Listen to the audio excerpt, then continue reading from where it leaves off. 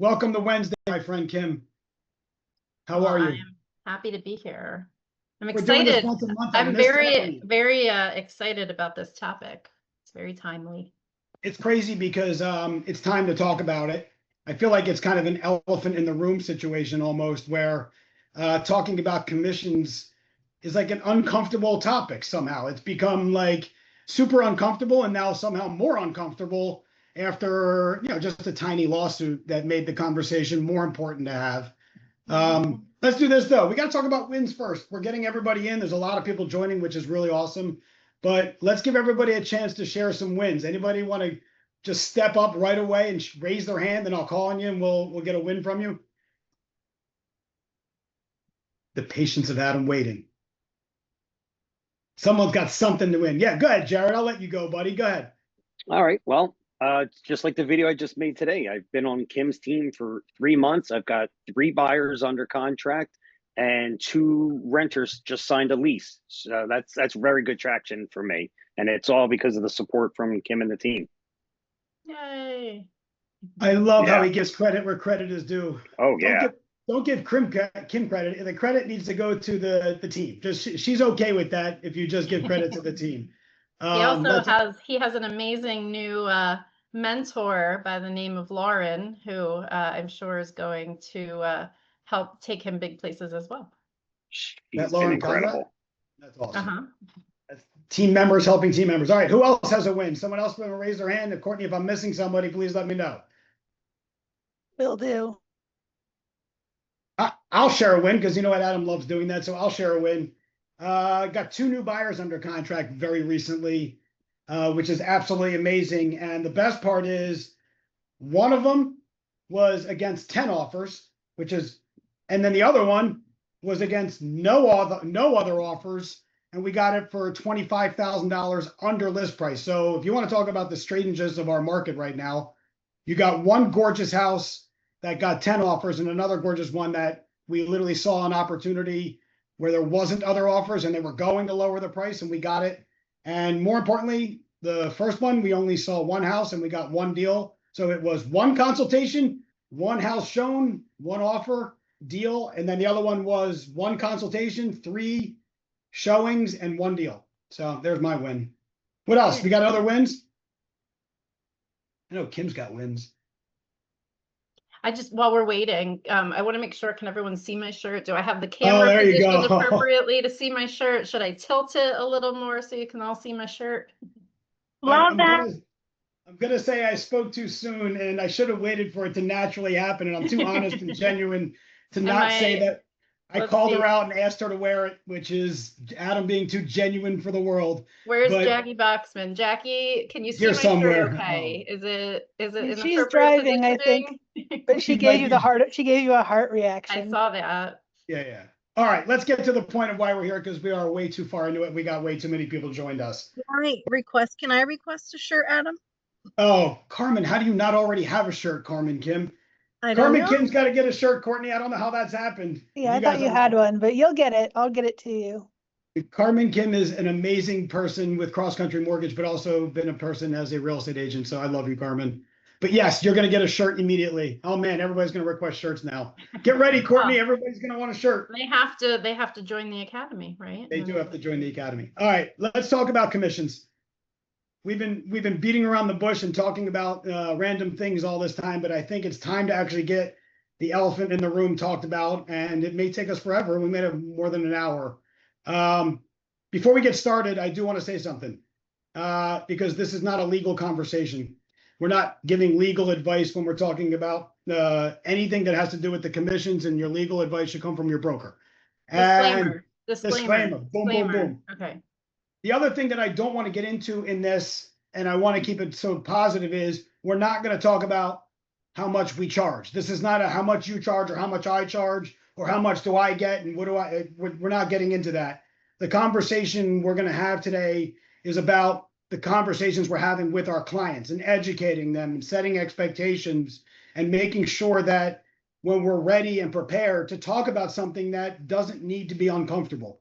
We're not going to talk about how much each of us charges, because in reality, it's nobody else's business. It's my opinion that our commissions are never anybody else's businesses other than ourselves and our clients and our families. And it shouldn't be what Kim charges or anybody in this group ever specifically charges. And that's not what it's about. But there is a way to talk to people about this stuff, to educate them. I do have to say something else that's kind of funny, because I have to say this. People keep asking me, and I'm sorry, Kim, I told you I was going to bring this up, but people keep asking, like, are Kim and I in business together?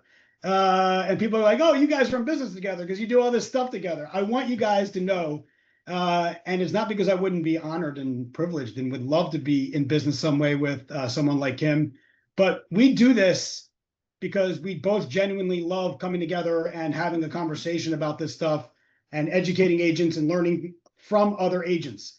And I love learning from Kim, and I hope she loves learning from me, but we're not doing this because of business. If you know anything about Kim, she literally does twice a year an event that brings agents from all over brokerages together for no other reason and to build a good relationship with the agents in our community. So I do have the disclaimer, Kim, even though I'd love to be in More business. disclaimers. There's Some more. so a few disclaimers. Yes, We're we not are in business. We're not a team. We're also not married. Just No, we're not we're not. siblings. No. So there's lots of disclaimers.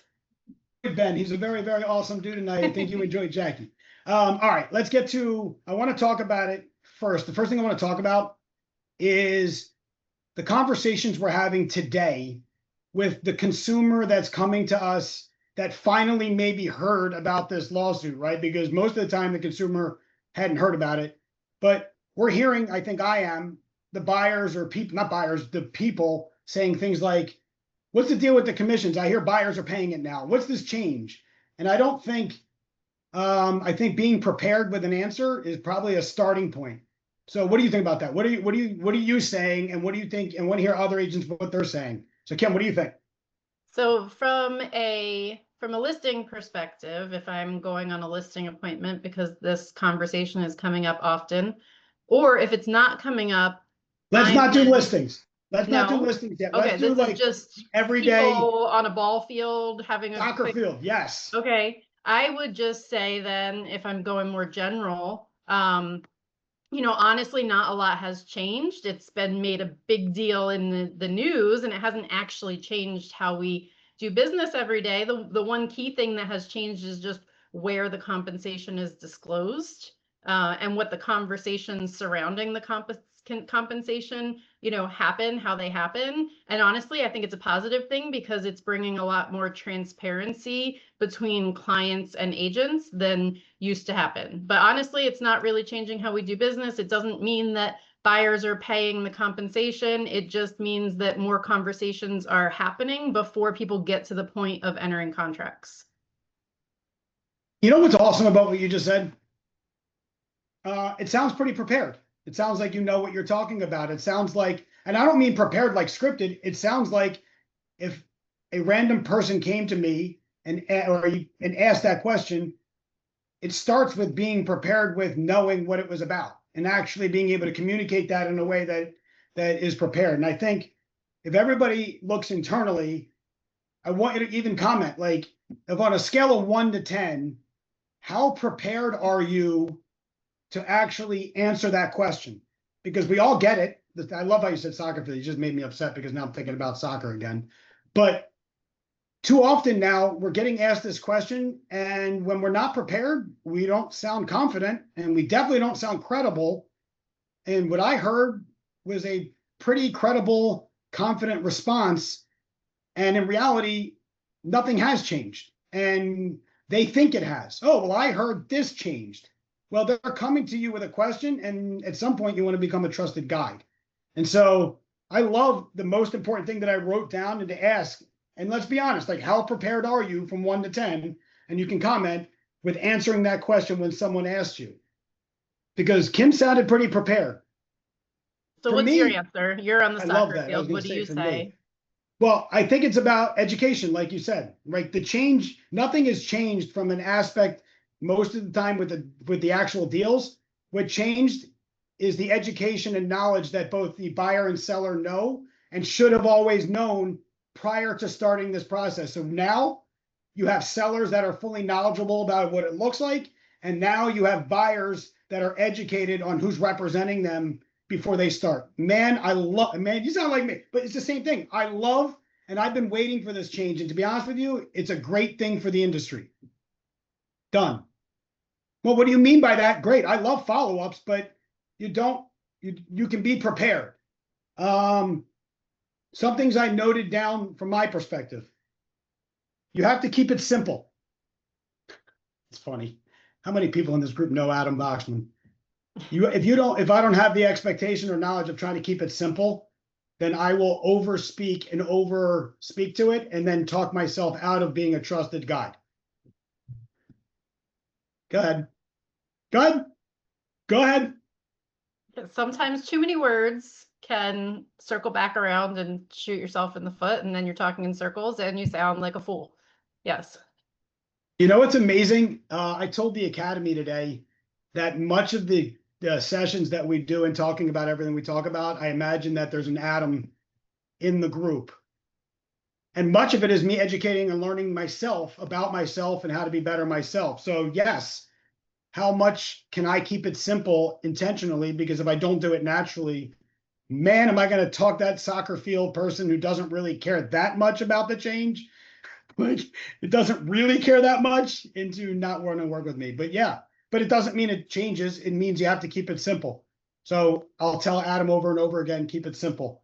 The second thing, I love keeping it transparent. They want to see behind the curtain. Like, man, we just named this thing behind the curtain. I think they want to see like, oh, really behind the scenes, what is it like? Or really behind the scenes, what's the change? And so being transparent is a positive thing and when you're ready. What are your thoughts on that? I mean, I agree. I think the transparency aspect of it is why it was, much needed. So am I jumping into the listing side now? Because I feel like that's Nope. where, no, not yet. Not yet. We're almost there. All right. So then I'll keep my thoughts about that for once we talk about that. But Because the transparency with that is going to come in the listing appointment itself. What I'm talking about just general transparency of, hey, what changed? Tell me what changed from on the soccer So on field. the soccer field, then yes, I agree. If you're talking about the transparency, it's kind of like just the fact that everyone knows who's who in a real estate transaction and how are they compensated. And if they're not compensated by this person, then can they buy this person? And just everyone, having conversations around that before they get to the point of writing contracts and making offers so that there's no confusion. I actually think like saying something like, hey, you want to know the truth? Like, you want to know what really is happening? Because there's a lot of stuff being told and like almost like transparency, like, hey, I'm going to give you behind the scenes. Like, you want to know. And when you say, hey, you want to know what really is happening? The next thing I wrote down was nothing changed. Like, you want to know? Yeah, come listen up. Actually, nothing. Other than the education and knowledge that agents and buyers and sellers should all have, the execution of the way things are going, you can be comfortable with knowing there isn't this big change that you think. The change is for the agents themselves, but not you, the consumer, if you have someone you can trust. And then, well, and that's why I try to dumb it down to people and say, like, honestly, the main thing that changed is just where the compensation is disclosed. I mean, that's really the main thing that changed. I actually think it's I don't think it shouldn't have changed in the fact that when you meet with a seller, you discuss commission. When we've met with buyers, we should have always discussed commission. So even though it has changed, it shouldn't have changed. And that's what I like to tell people. Hey, the change is great. It isn't going to actually change for you as the buyer or seller unless you have somebody that doesn't know what they're doing. And then finally, it's always talking about everything you work on is negotiable. Like, that's not changed either. Like, we always love talking about the negotiable. Everybody wants control of it anyway. So the truth is everything's negotiable and you have the power as the buyer or seller to decide who you want to work with and who you want to get paid and how you want to pay them. So well, and everything was always supposed to be negotiable, but really wasn't because of the lack of transparency. So now, it's kind of, it's forcing people to actually see that things are negotiable and explain that things are negotiable and things that they didn't explain that way before. And then show your value in the process of doing it so that it's not hard to negotiate. Yeah. Like, it's only going to be hard to negotiate if you can't communicate your value in a way that people have confidence in you. Yes. All right. Before we do it, because I know you want to do it and we're going to do it. Does anybody have any questions? Does anybody want to speak up with any thoughts about how we're handling general conversations right now? If we're focusing on just the general conversation of, hey, how's everything changed from the consumer? Before we move on, does anybody have anything in the comments? You can totally put it in the comments, or you can speak up. Can we pick a Oh. random person? Oh, and, no, I'm and not just gonna do ask that. them how they explain Oh, to people? You're Because diabolical. Well, how about this? I will let you pick your people because you can call out your own people on your own team because you know what? That's your power. I would, you know what? I am going to call on no, somebody. so I was gonna say when we have our Gary Keller masterminds, the rule is if your camera is on, then you need to be prepared that you could be called out to have a Ooh. conversation. I So hope it's that kind of doesn't like take people saying off like, camera. well, I mean it could, but at the same time you want everyone to be on camera, but so they need to understand like if your camera is on, then you're saying like, hey, I'm here to interact with you. So All right, let's do this then. So I love this. This is our thing. We can do whatever we want. You have total control also. One thing I will say, it's so much easier to do this when you're on camera. So if you're not driving, man, it's so much easier to see people. So I do not want this to change and put fear in you, but man, we're going down that road. So go, thank you, Liz. We're going down that road. And what I'm going to do is I'm going to call out somebody that I think will have something to say about this. Someone you and I both know who I think will have an opinion on this. And my friend, I have someone I want to hear from because I value her. I value her opinion. That's all I'll say. how about this? You go first then.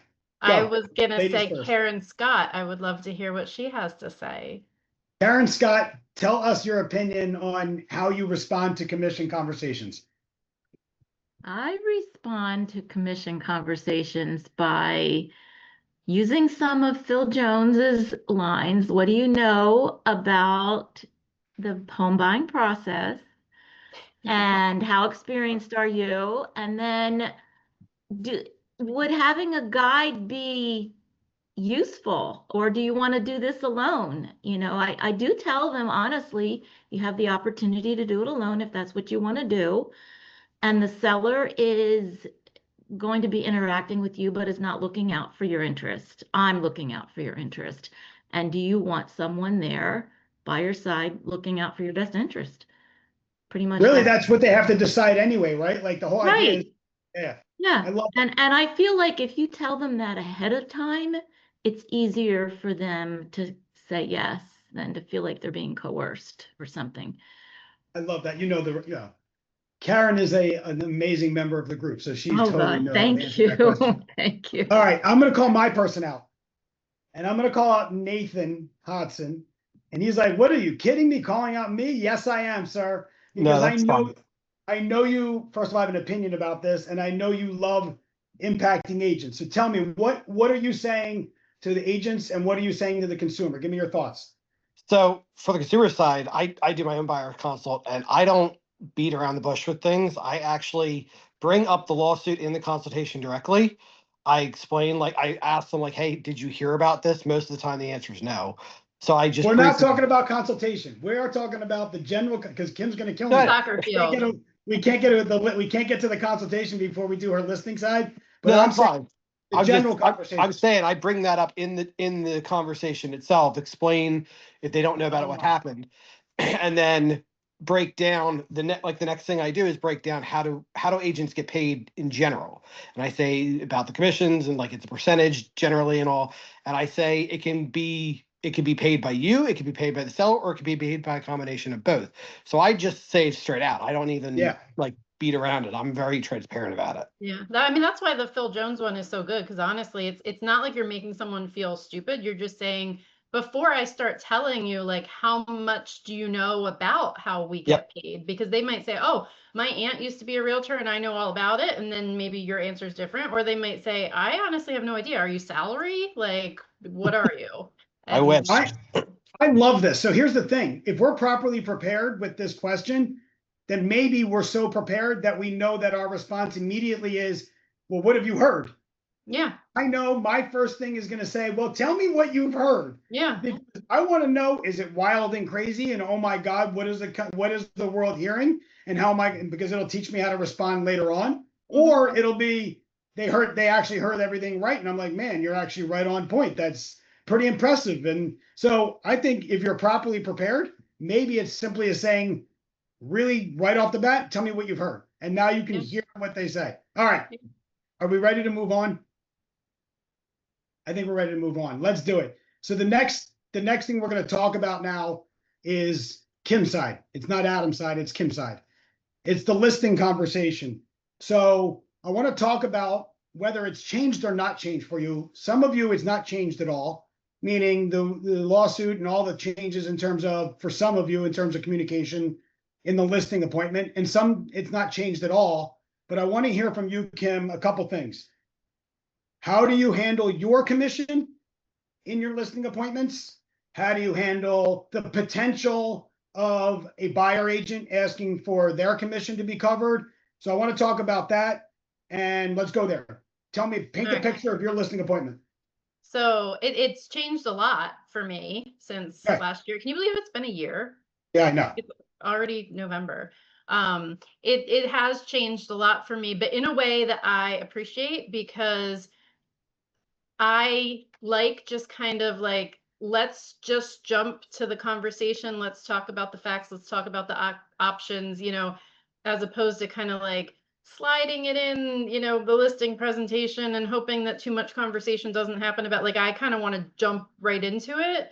Yeah. So I've been using a lot of like, would it be helpful if we talked about commission? And, you know, what do you know about the changes that occurred in November of 2024? I'm sure you've heard, you know, some rumors. And it's funny because I get a lot of people that say, I didn't even know anything changed. Why? What do you need to tell me?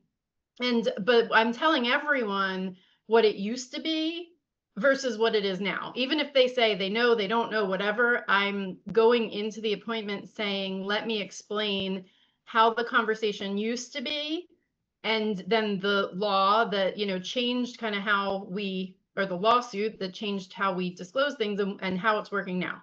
So I actually kind of use it as a reference of like, if we were sitting here last year at this time, which I used to say a year ago, and now I can't say a year ago because I'm getting to the point where a year ago will also be the new way. But so maybe now I'll start saying like, hypothetically, if it were 2023, you know, and we were sitting here, most listing agents would come to you with a net sheet of what you're going to walk away with at certain price points. And on there, there's going to be a total commission. And most agents did not ever break down for you how much is going to me as the listing agent, how much is going to the future buyer's agent. Do I do dual agency? Is there a scenario where I'm collecting the full thing? Is there always a scenario where I'm paying out some, you know? So those conversations didn't happen, but because of the lawsuit and the changes in 2024, I now have these conversations with you, and I want to explain to you that whereas a year ago you would have seen just, you know, 6% on your net sheet, I want to break that down for you further. And I'm also going to explain 3 options you have that could change those numbers. Yes, yeah, like, go. Okay, we're Keep listening. going. And so I say, you know, there's 3 ways a buyer's agent could get paid. You can treat it just like the old way, where you're predetermining an amount that they're going to be given out of my total commission. So hypothetically, we're going to just use round numbers, whatever. Yes. You know, and I'm going to use numbers that don't even exist, so it's not even relevant. I love this. Hypothetically, you know, there's 10 apples, and I'm saying I'm going to give the future buyer's agent 5 of those apples. We can put that in our contract that the total number of apples is 10. And when the future buyer's agent comes to write a contract on your house, I'm going to agree to give them 5. There's no, you know, negotiation, nothing on that. It's just, this is what it is. Here you go, take it or leave it.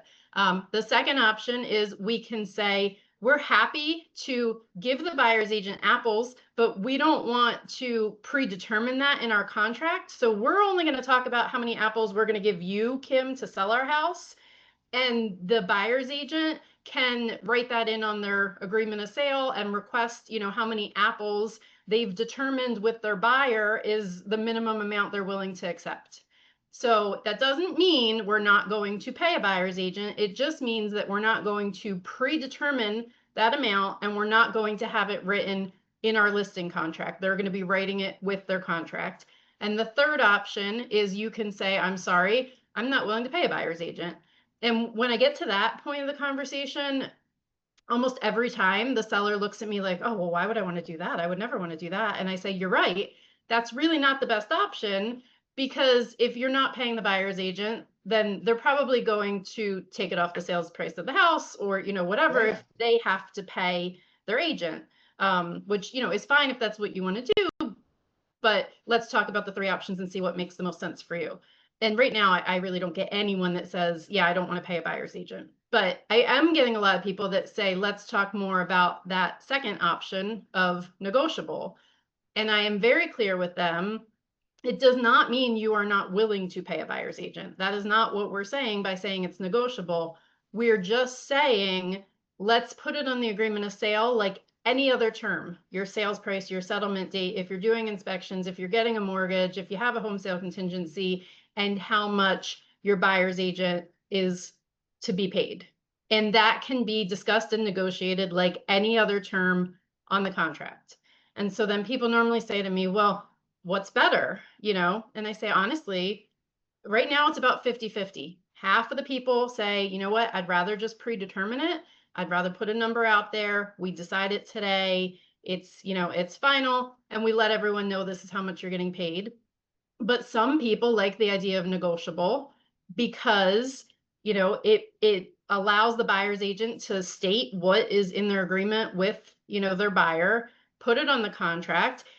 And there's plenty of scenarios where they write such a strong offer that they actually might have earned more than what we would have predetermined. But if they write you an offer that's $100,000 over your list price, are you willing to give them an extra 0.5%? Like if today we were going to say, 5 apples, Yep. but on the contract, they write you such a great contract, they ask for 6 apples. Would You're you good be with okay with that? We're going to look at your net number. And most of the time the seller's like, well, yeah, if they're giving me that great an offer and that's what they're asking for, then I'm sure I'd be willing to. So, so I just lay it out for them, these are your options. And I have some sellers that say, I like the idea of negotiable, tell them to write it in, and we go with that. And then I have others that say, no, we're uncomfortable with negotiable. We really want to know what like our, total expenses are going to be and not have them change. So let's just predetermine that number. And so I don't know. I hope all of you are hearing the same thing I am. I'm not in those meetings. It's kind of awesome. For like almost 20 years, I'm not in that listing meeting. I'm not in that listing appointment, and I'm not sitting with sellers to talk about it. And I never have been. But what I've always hoped is that listing agents who are meeting with sellers are having the conversation that she just described with sellers. Because if that's happening for all of us, if listing agents are sitting with sellers and going over it with them in that way, it's going to create the exact education and expectation setting that's going to make it where I can then do my job. And so, first of all, thank you. I love you for sharing how you do that. Does anybody have any? I have a question I'm going to ask, but I want you to be thinking about your listing appointments, because now's the time to ask Kim or anybody else, or talk about some of your ideas. Like, what do you use to get the seller wrapped around the comfort of a previous and a new change to the market? My question is, what happens when they say, like, I wrote down, when they hear, well, I heard that I don't have to pay that agent anymore. Like, oh, I heard that I heard that the lawsuit and this thing means I don't have to pay them anymore. What do you say? I mean, that's certainly an option, but let's talk about, what that means. And if you're not willing to pay them, then there will be a conversation between the buyer and their agent of, hey, this seller is not willing to pay me, so you're going to need to compensate me. And then I kind of put it back on them and I say, look, hypothetically, let's say you're buying a house and maybe you are. Where are you moving? Maybe we're at that point in the conversation where they say, well, we're selling our house in Yardley, but we're retiring to Florida.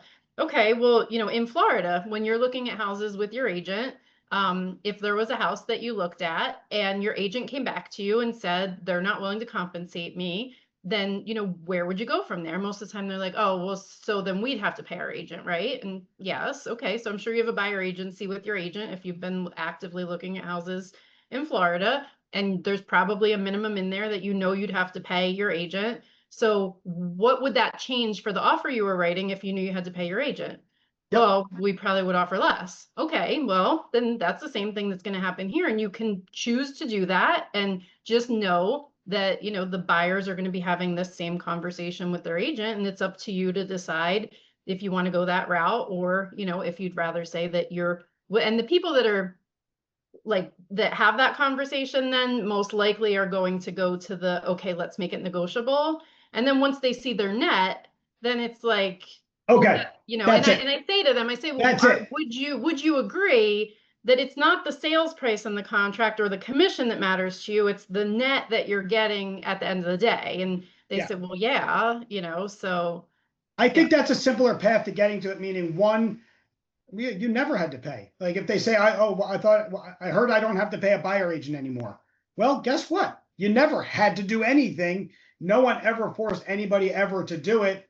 And then always getting to the fact that it's going to be more what matters to you, which is the net of what you're going to walk away with. Yeah. So what matters to you? How much are you going to pay in commission? Because that buyer who's going to pay their own commission, they might ask you for seller assist to cover closing costs. And we don't say we're definitively not going to cover seller assists in a market where you might have to. You just say, we'll see what comes in and we'll see what we net. All right, Jennifer DeLauder has been patiently waiting. Go ahead. I love hearing from her, by the way. If you guys know Jennifer's an amazing person. Go ahead, Jen. Okay, so I love your calls. And Kim, I just have a question. I was doing something while I'm listening here, and I want to go back to what you said. So when you're at the table and you're discussing that they can either pay a set amount or they can negotiate, am I understanding correctly that if they decide on a set amount, that number is not negotiable? Well, so technically it is. Okay. You know, the buyer's agent could write in more on the contract, Correct, right? And correct. ask for more. But Correct. my I point just- more to my seller is you don't have to say yes to that. Like, so if Correct. you're Okay. predetermining, you could be pretty firm in that this is your final. I mean, someone might ask you to give more, Yes. but you could also say no. Yeah. Yes, I just wanted to make sure. I was doing in the middle of something. I was watching you, and then my phone rang, and I thought, "Oh crap! I didn't hear what she said," and I just wanted to make sure that I understood it the way I understood it. So And I appreciate honestly, it. like that's another thing I love in the past year is that you can do that, because if you recall prior, Yes. when Yes, it right. was disclosed in the MLS, by scheduling the appointment and showing that house, you no longer could negotiate that amount. Yes, and I also agree. I don't ever call to find out before I make the appointment. I never call anymore to find out. That was like a hot minute, right? That we were calling and texting and asking Never if should they have. were cooperating. I don't do that anymore, and I'm surprised by the amount of agents that are still calling and texting. Yep. And then some are texting and then they call to follow up to say it's only, 3 chickens or 2.5 Yeah. Quan Yeah. pots or whatever it is. And I don't really know what to say to them. So I always say to them, well, everything in life is negotiable. And then, Man, you hit know, the nail on the head. Now, And then so we I'm hang up. curious, like from your, because I don't do buyers, right? So from your perspective as the buyer's agent, by not calling, are you then just thinking, well, I'm going to write in whatever's in my buyer agency on the agreement of sale, and then I'll let the listing agent tell me, no, take it off the agreement of sale, it's actually a co-op? Or like, what's your thought? We're going to get to that. Okay. Oh, We're okay. going to get Yeah. to that. I know, Jennifer, I want to hear your opinion on that, but I want to stick with the listing side because I want to Okay. respect. I want to give all the respect in the world to make sure. By the way, I'm learning because when I'm hearing what you guys are saying, the listing side, it's helping me on the buying side try to figure out how I make sure I navigate my conversations with the buyers. And I do want to get back to how impressed I am with this 3-option thing. And it's funny because I don't think we're talking about that. If you take anything from this, I think that Kim is unique in the fact that she is telling her sellers there are 3 options more than there are 2, because it's Well, not a and matter here's the of, other thing, no one else is, because most of the time when I'm in a competitive situation, they stop me there and say, I met with 2 other people and you're the first person to even tell me there were options, which still kind of makes my head hurt that no I'll tell one you else why. is discussing. Why are they doing it? Because they're so ingrained and settled on, I have to explain to the seller that they have to offer commission and they have to pay commission, and this is how much commission they're going to pay. when in reality, and man, when the world really keeps changing, the negotiability of the commission when agents on the buying side, which we're going to get to next, take responsibility for their own commission and how much they're going to get paid and ownership when they meet with their buyers and set that, then it should be, you know what you're going to get paid, and I'll present to you an offer that it shows how much my buyers and I have negotiated, how I'm going to get paid. And maybe it does benefit the buyer and the seller in that situation. So I love the fact that on the listing side, you're presenting that offer. And I do think we have to probably transition to, all right, well, then how are we handling it on the buying side? Because if you don't know how much commission when you're showing a house, you're going to get paid, you never should have ever shown homes to begin with. And so I'm going to, if we don't mind, are we ready to move on to the buying side? Are we good? Mm-hmm. Does anybody else have any questions about the listing side, about the conversation that Kim is having currently with sellers? Because I do want to respect that as much as I possibly can in terms of, because that's a big part of this. It's actually the launching point to the rest of the experience, because if listing agents like Kim are sitting with sellers and having that conversation, then it will be much easier on the other side to keep doing what we're doing and give both buyer and seller a great experience. So does anybody have any questions for Kim? I'm going to let silence happen. Yes, Jared's raising his hand. Do we have any statistics for a seller that say sellers that don't offer any kind of compensation sell for X amount less, or it's on the market longer, something like that, something to back it up? I am sure it exists. Definitely, like years ago, there were those kinds of statistics for, you know, like for sale by owners and things like that. But I would imagine that there's, I don't know how they would track that though. Like, no, it'd be tough because it would be compensation Yeah. paid for title. and that's not even, and then the thing is now, so like you actually used to, because you know, like the commission was a searchable thing in Bright, which was Yeah. crazy because you also could search by like, what are the listings paying me 3%? And I'm only So going to show ridiculous. them. But you could use that data in sold. I had used that before to a Man. seller where you Why you could should offer more. search. You could search by like the listings that, you know, were only 1% or 2%, like sold for less than the listings that were more. But yeah, I don't know if there'd be, I don't know how anyone could track that. I see the benefit in it because this is educating the consumer on how it's going to affect them either way. So Yeah. I think it's going to take time also to come up with that data now that this change has really affected each and every transaction. So, man, yeah, I don't know, but I do know this. Individually per transaction, the seller understanding that it's not automatic and it always should have been something that was discussed as part of the transaction that could change no matter who comes in the picture. All right, let's talk about the buying side, because I do want to save some time for your story, because we do have a story that's going to connect all of it. What I want to say about the buying side might surprise some people, because I fight hard for buyer agency. I literally have a passion for buyer agency where it's literally been my life. And I believe that buyer agents have a ton of value and deserve compensation for the work we do. That does not mean that compensation has ever been guaranteed to expected to be paid by anybody, whether buyer or seller. And nothing is ever something that I shouldn't take ownership of my own self and my own income and my own commission.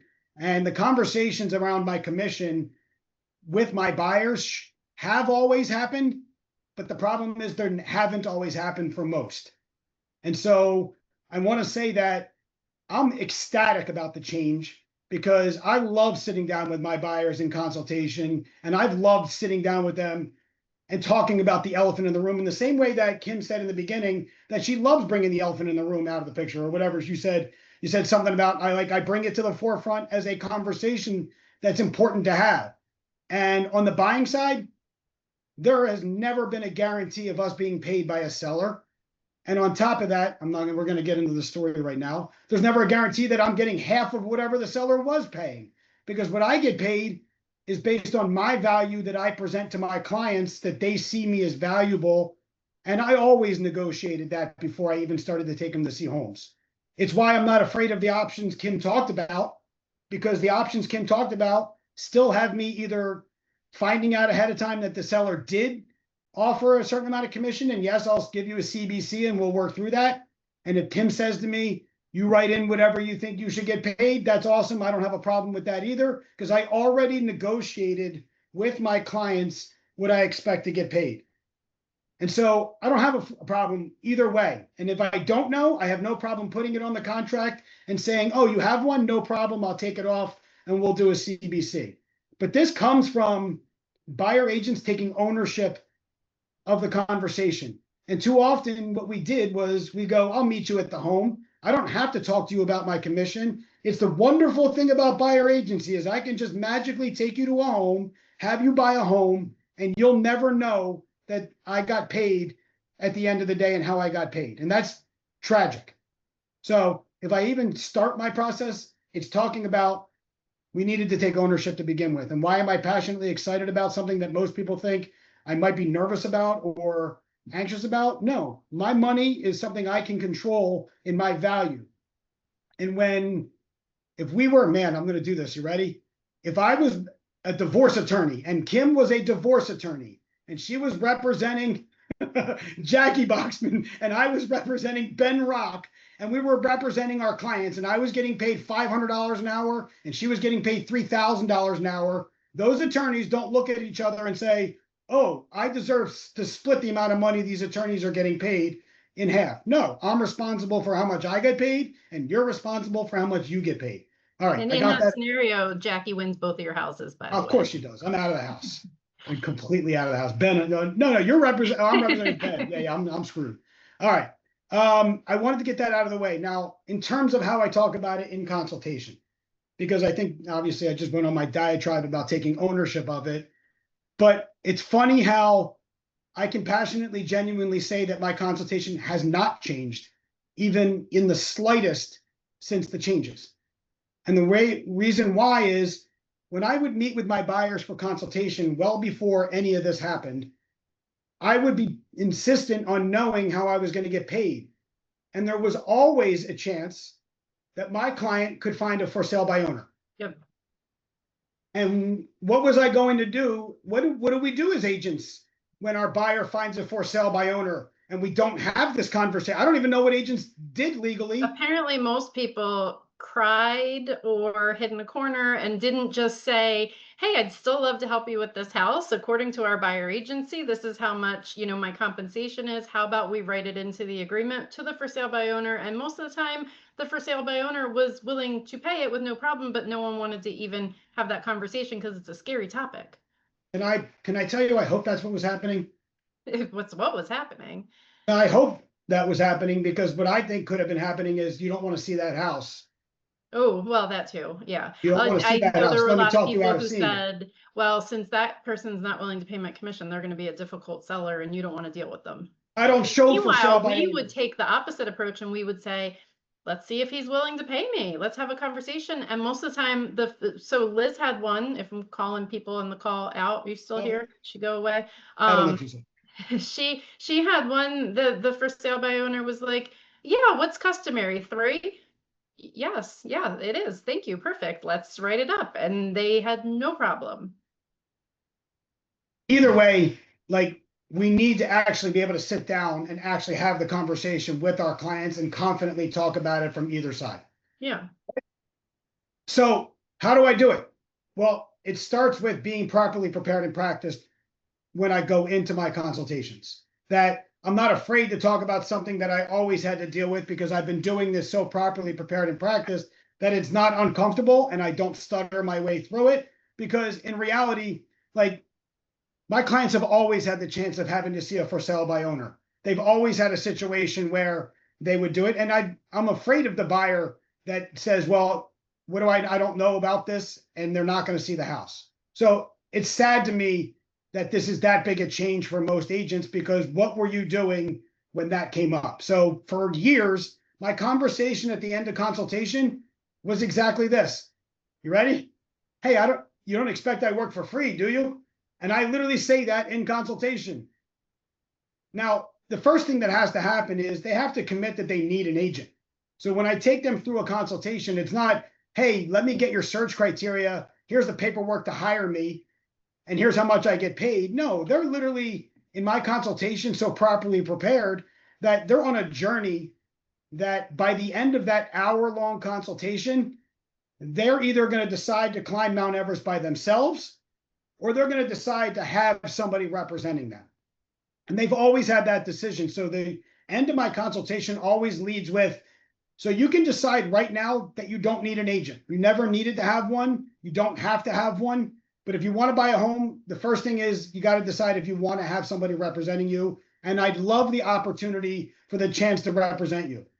That's the first thing. Then the one is, then I say, you don't expect I work for free, do you? And no one does. And so what I do is I honestly, genuinely review with them what I expect to get paid when they buy a home. So this is how much I expect to get paid. And yes, initially they're looking at it and going, oh my God, I can't do that. I don't have that. I can't spend that money. And so I genuinely say to them, man, I'm sure based on your numbers that you might not want to or be comfortable with taking that money out of your pocket to buy the house. I'm sure you might not want to. And by the way, you're just like most of my clients for my entire 20-year career. Most of them have not had that money to pay that commission that I've gotten paid. So I'm assuming, like most of my clients, you would want me to ask maybe the seller to pay that. Is that what you want me to do? Just like, by the way, if your buyer ever needed seller assist because they can't cover their closing costs, that doesn't mean they can't buy a home. It means you're going to ask the seller in every deal for that buyer to pay some seller assist. And some deals you got done and some deals you didn't get done. So when I sit down with the buyer, we agree that every time I write an offer for them, I assume they're going to want me to ask the seller to pay that commission. And they say, yes, of course we would want that to happen. And yes, maybe there's a time where the seller isn't. We'll talk about it and if it's worthwhile for you. But I'm going to assume you want the seller to pay that. This is the way that I don't have to ask the listing agent ever how much is being paid or if something's being paid, because my client, through my consultation, has authorized me to actually ask for the seller to pay for that as part of our agreement. You know what's crazy, Kim? I'm going to tell you guys what we used to do, and I hate saying this, but we think we're bringing value. So there was a time when the market can shift, everybody, and now it's a buyer's market. And my value to not only my clients, but also those agents, those seller agents, might be that I think I'm worth not just, what did we say, 10 what? What did we say? What was it? 10 elephants? 10 apples? Maybe I think as a buyer agent, the work I do for my buyers thinks I'm worth 15 apples. Yeah, and as a seller in a shifted market, not only am I offering you 10 apples, but I'm giving you a bonus of 5 apples and a trip to Disney World. And an iPad, right? And there was a time, not so long ago, where my clients, because I was confident in the conversation, where I was bringing value to them, and at the end they said, Adam, we're going to authorize you to ask for 15 apples. And I have every right to ask for 15 apples, even if Kim says to me, no, the seller's only offering 3 apples or 10 apples. There's a time that you can bring enough value that you can actually ask for more, but you have to bring value in your consultation. So what I'm saying is you need to be properly prepared with the consultation. If you don't have a framework for climbing Mount Everest that you've guided them through, you are not going to be prepared and confident to have that end conversation where they say, yeah, we need a Sherpa guiding us. And now we're going to present a way where they're going to hire us and they're going to understand how we get paid. I don't know what the chat was. What did the chat say? Because I can't read it. The title companies have newsletters they post that say what the average amounts of compensation or not are. I love that. I was going to say the only place that you can find it is that would be on the Alta. On the Alta. Yeah. On the Alta, because then they can show compensation that went to either side. Mm-hmm. But by the way, that compensation could come in the form of seller assist and also no one knows about you it. wouldn't know if it was the seller offering it or the buyer writing it into the contract. So long story short, I think we've broken down at least about how Kim handles the listing side conversations with sellers. And I hope everybody at least has an understanding about how I talk to buyers. But in reality, it's amazing that I haven't had to change it. Think about before this, if I talked about it in the version of a for sale by owner, hello buyer, there's a chance you might come across a seller that may not pay commission or may not say they're willing to. Here's how I'm going to do it for you. I'm actually, for the for sale by owner, going to still write into the contract how much commission, because in the end of the day, the for sale by owner never cared about commission. They care about net. Yep. And so I always could write an offer and still ask for commission because my buyer authorized me to do it in the same way they can now. Does anybody have any questions about that at all? And we can go long, I hope you can, but I want to get to any questions that anybody might have about that, especially because it might be new to people that aren't used to the consultation. Any questions? Courtney, if I'm missing something, because I can't see everybody. So I want to give it some time to make sure anybody has any questions about that. No? No questions. Okay. Miranda No posted in questions. the comments about title companies having newsletters weekly to show what percentage of transactions. We got that. You did, okay. We got that, Court. Thank you. You're on Okay, top sorry. of things. I love you. All right, let's do this, Kim, because I know we want to get to this. There is a story that's going to tie all of this together, everybody, and Kim is going to be willing to share this story. And I want to talk about, man, my reaction to this story, and I want to talk about how each of us need to learn how to react, because this is going to happen over and over and over again if we don't learn how to react. So, Kim, have a way. Tell your story. And I might actually read verbatim just so I'm Yeah. not putting Oh, words man, in are we this gonna do man's this? house, You want to do this? You want me to Um, play the other side? All right, so I have a listing, and it was a very complex, complicated listing. I've had it for 2 years. I've put a lot of time and money into it. I put a lot of time and money up front. Not that I have to explain that to anyone, but the point being, when I took the listing, they also had been listed for a year with another agent, expired, moved to me. They were 5 apples with that other agent who couldn't sell the property. I explained to them that in this situation, taking this listing over, I am 6 apples. And of those 6 apples, I will be giving a buyer's agent 2.5 apples. And the seller knew this and the seller agreed. And that was the arrangement that I had with my seller. And so meanwhile, now Let's do it. You want to do this? You want me to? I have it in front of me. Do you want me to play it? You want me to do that side and you do the other side? you can if you're reading it. So 2 Okay, years set it later, up. we finally sell the property. Settlement is tomorrow. And I got this text yesterday at 4:18 p.m. from the buyer's agent. So I was going to say, please God, do not say the name. Don't do that. No, Don't do that. I'm All right. not. You want me to read it? I'm Yeah, going to read the go. text. Yeah, Okay, go it says- start with the by the hey, way, Kim. yeah, this is not Adam doing it, just so we're on the same page. Adam didn't send this text. It says, All right, so "Hey, we're just Kim," gonna read the whole, because he has all the text here, so we're just gonna read it Yes. straight through. Okay. We're going to go straight through. You ready? Hey, Kim, I looked at the Alta. You told me the seller was offering 2.5%, but your side is getting 3.5%. Correct. Wasn't a My- question mark. Correct. My listing contract reflects the same. It shows the listing side getting 3.5 and buyer side getting 2.5. It's okay. I'm offering 1%. It's okay. I'm offering 1% to any agent from Keller Williams. Sorry, from blank blank moving forward. And I'd like to see the listing agreement. Happily, I have nothing to hide. Commissions do not need to be split evenly. Please discuss this with your broker. The listing side for this property had a lot of expenses, referral fees, etc., that weighed the compensation higher. It did not detract from your compensation. The seller agreed to pay a buyer's agent 2.5 regardless of my listing side compensation. You can also call Paralegal or BCAR to discuss, and they will tell you the same, that this is ethical and allowable. That is the whole point of the lawsuit in 2024, that sellers can decide how much to pay their listing agent and also how much to pay a buyer's agent. Can you guys, by the way, know how Kim is passionate about educating agents and getting on? That's how great she is at this. Because man, most agents would be like, click, I'm not responding to that person.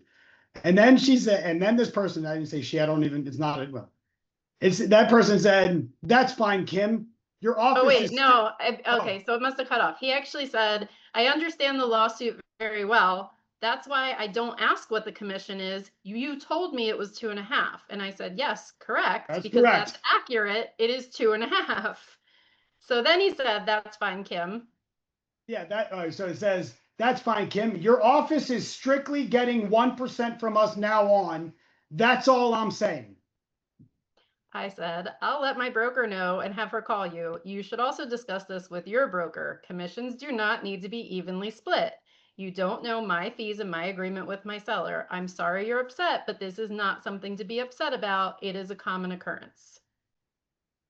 I will say this, because there is a follow-up to this that does have a correction from the broker who got wind of the agent in this office communicating completely improperly and completely illegally and completely saying things that are way off base. And that you can say, well, I'm not going to let you read the whole thing because, man, it was awesome. But Yeah. I'll let you summarize how. Yeah, so I will summarize. So I basically kept saying the same thing, and then he kept saying, great, so you won't mind when we offer your office 1% from now on. Keller Williams is only getting 1% from now on. And I said, if that's what your seller dictates, then that's completely fine. As long as you've had an open and honest conversation with your seller and they've decided to discriminate against one office, then I guess that's fine.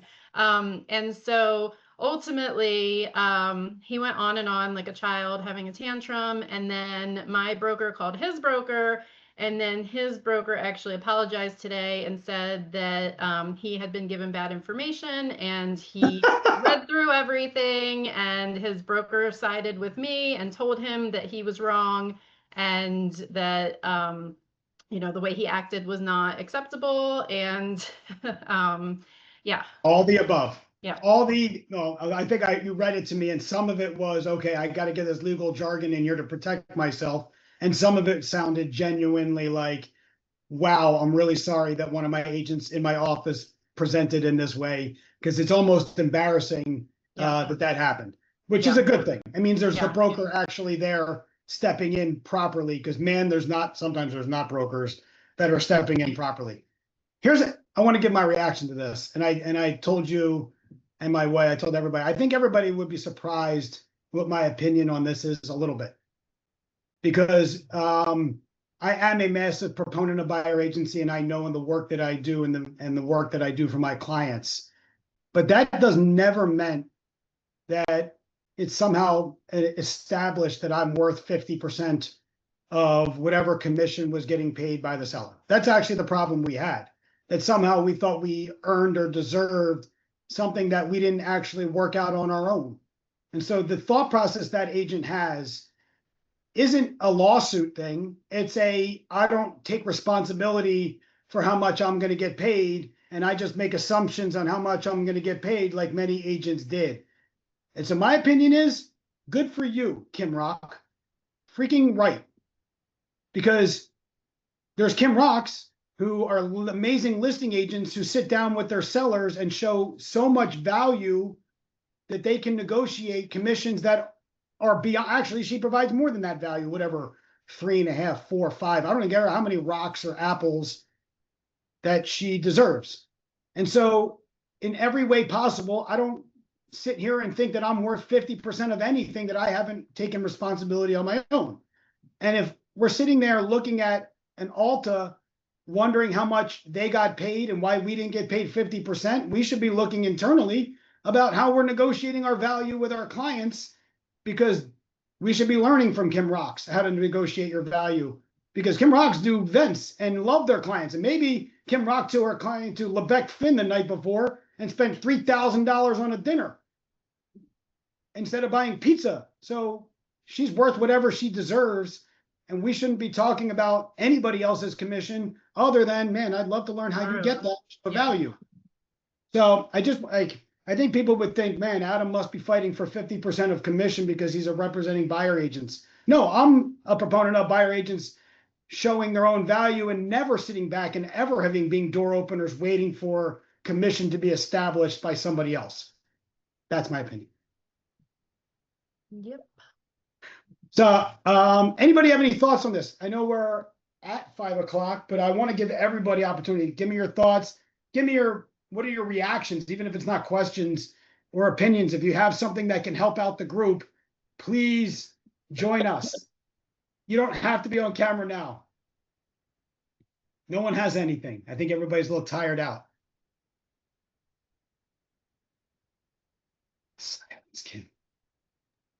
I do wanna- Especially 'cause I have to get to office trick or treating with my children, so Love it's that. just as well that we actually end on time. I am going to share this with everybody because I would be ridiculous remiss not to at least share with this with you guys. So I do want to share real quick at the end, if I can get to it, obviously, without. I do have the Buyer Agency Pro Academy that I've talked about here. It's a group that we have that we're literally growing, meeting 3 times a week, talking about buyer agency. And right now, obviously, after doing the workshop last week, we have an amazing situation where people are joining us and we're getting ready to start our next quarter. And so if you have questions about it, please feel free to reach out to me. I'm actually scheduling like 15-minute calls if anybody has questions about it. But if you're interested, there's this QR code about the Buyer Agency Pro Academy. And obviously, I'm really honored that people are joining, and we're literally getting back to how we can help buyers and communicate to buyers in a way where we get our lives back and love what we're doing. So if anybody has questions about that, always feel free to reach out. I think Courtney can put in the link. Oh, Karen, thank you so much. I love you. You'll have easy access to finding Kim and I on Instagram or wherever you want to find information on us. But yeah, I love you guys. And if anybody has any questions, I'm here. If not, we're going to let everybody go back to their business. Get comfortable talking about commissions, people. Thank you, guys. This was great. Jared, you're my man. I appreciate you, buddy. Bye. You got everybody off camera. No one was comfortable except for Karen. Kim, thank you. Bye. Have fun, Wow. Kim. Bye. Bye. Oh, Jackie speaks up.